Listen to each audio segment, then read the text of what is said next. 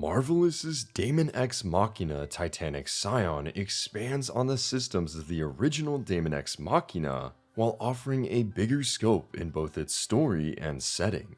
Following our hands-on preview of Daemon X Machina Titanic Scion, I was able to delve deeper into the game to uncover what it truly holds and improves upon further, and I was pleasantly surprised by the amount of content and features it offers. From the main story and an open world to minigames and near limitless customization, Daemon X Machina Titanic Scion is a well-rounded game and a worthy sequel, despite some imperfections and drawbacks. As discussed in our preview, Daemon X Machina Titanic Scion puts players back into the role of an Arsenal pilot.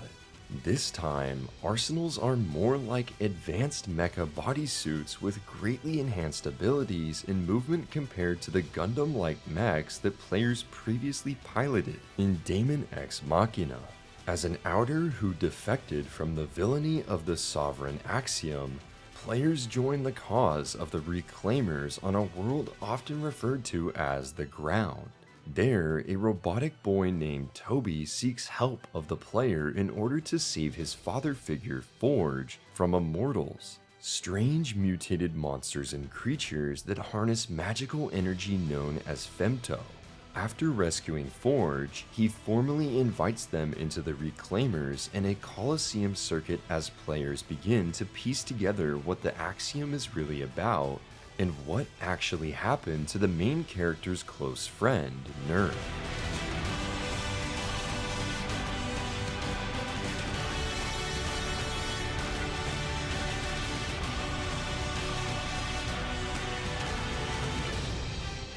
Daemon X Machina Titanic Scion departs from the standard mission-based structure of the first game in favor of an open-world approach, with missions, quests, minigames, and other activities to both explore and discover.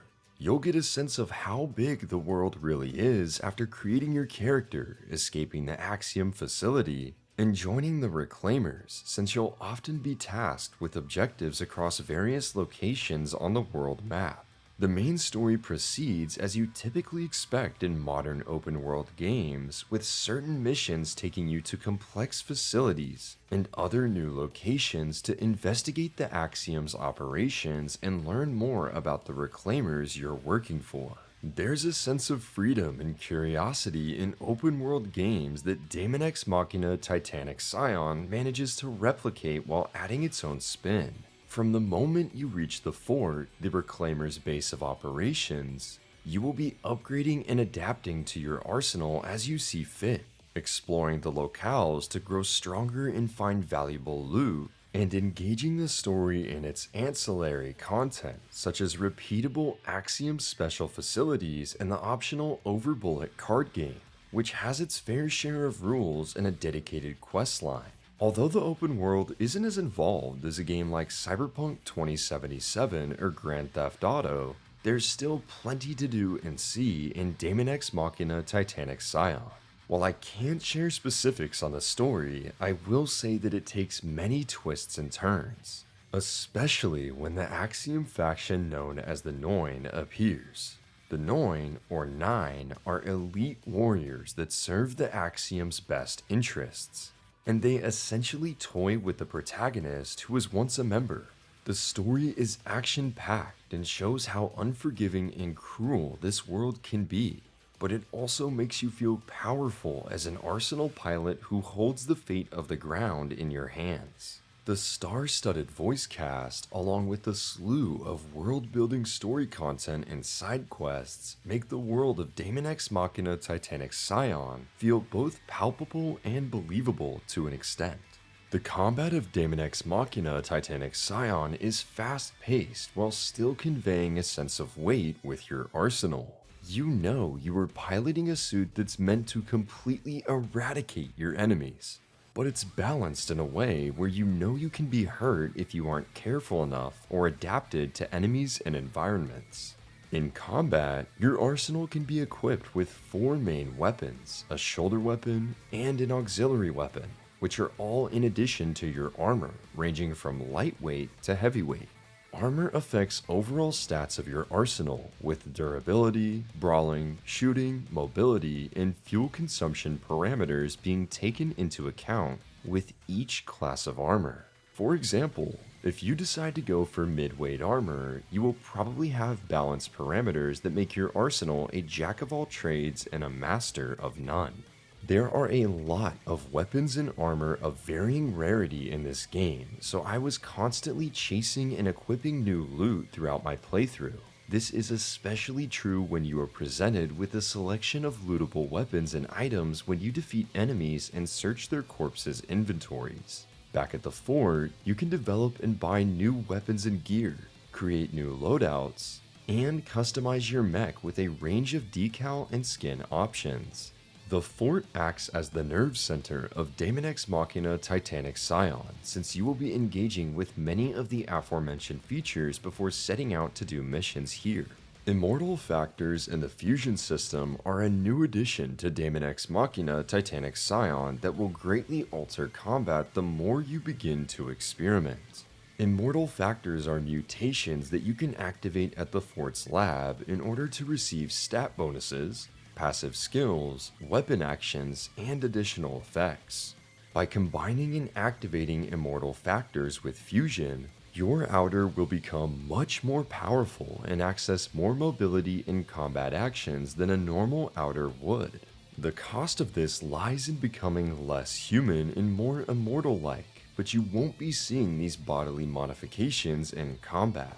However, the game weighs the decisions to mutate heavily on you, so I can definitely see people deciding to make human and fully immortal runs. You are also presented with the option of resetting your mutations and returning to a human state by using the in-game credits.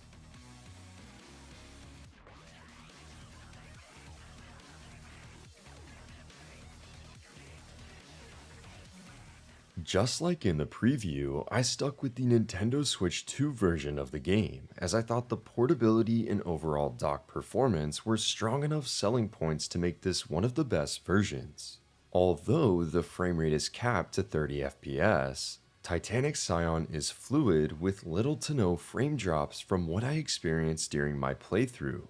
I hoped that the game would run at 60 FPS on Switch 2, but I think this is a great port, especially during the Switch 2's initial months out on the market. It's fair to say that games will likely be better optimized in the future, but this is more than enough for a great experience.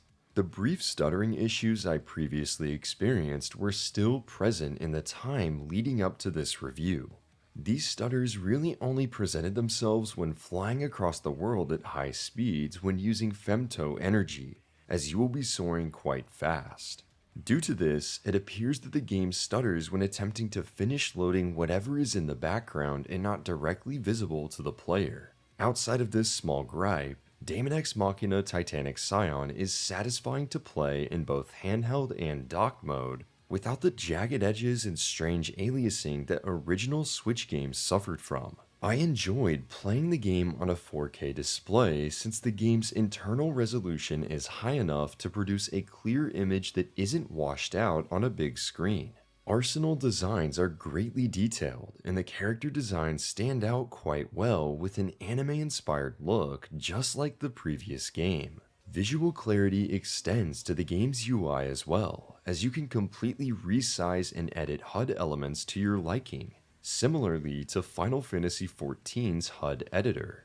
I use these settings to find the right HUD that's suitable for me. Not only can the HUD be edited, but there are complete button remapping and accessibility settings that help even more gamers get out into the fray. As you complete content in the game, your mercenary rank will increase. This rank is one of my favorite additions to the sequel, since you are constantly rewarded with extras, gear, and customization elements. It's a valuable incentive that made me want to complete every mission I received at the fort, which there are many dozens of. You can also procure scrap in the world by completing missions, and scrap can be used to upgrade the fort's facilities and gain access to even more features you might benefit from later on. Although limited, Titanic Scion does have a number of online-oriented features that players can take advantage of. When connected online, you will see the remains of other players, which can be looted to obtain weapons and gear. You can team up in co-op play to explore the game's world together with a friend and even take on missions. However, you cannot join parties with those who progress farther than you, so I recommend getting into the game with some friends to keep up with each other's progress and get the most out of this co-op experience. Players can also look for rooms that have a password and search for parties yourself. You can also look at your friends list directly in the game to see if anyone has a party you can join if their privacy is set to open. When you join a party, you begin with a grand entrance, which can bring some offensive effects to your surroundings. There are various grand entrances to choose from, each with its own effect.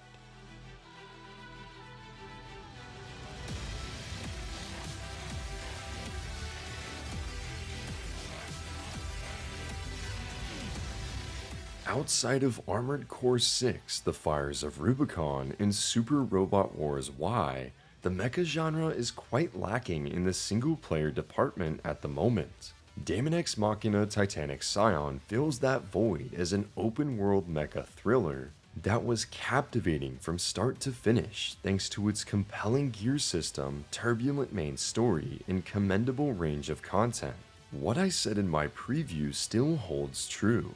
Titanic Scion is bigger and better than its predecessor in nearly every way. Even so, after dozens of hours spent, there's still room in the game to improve upon when it comes to Switch 2 performance and general replayability. Like any other title, Daemon X Machina Titanic Scion could be even better with updates over time. Final Weapon is giving Daemon X Machina Titanic Scion a 4 out of 5. Marvelous USA provided a Nintendo Switch 2 copy of the game for review purposes.